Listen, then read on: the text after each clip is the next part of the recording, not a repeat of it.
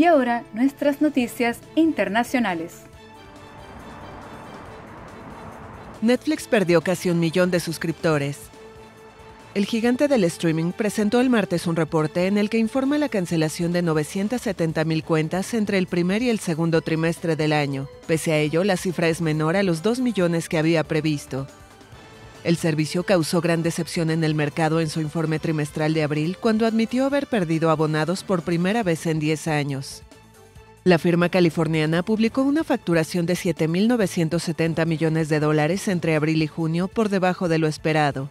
Atribuyó la cifra a un efecto del tipo de cambio.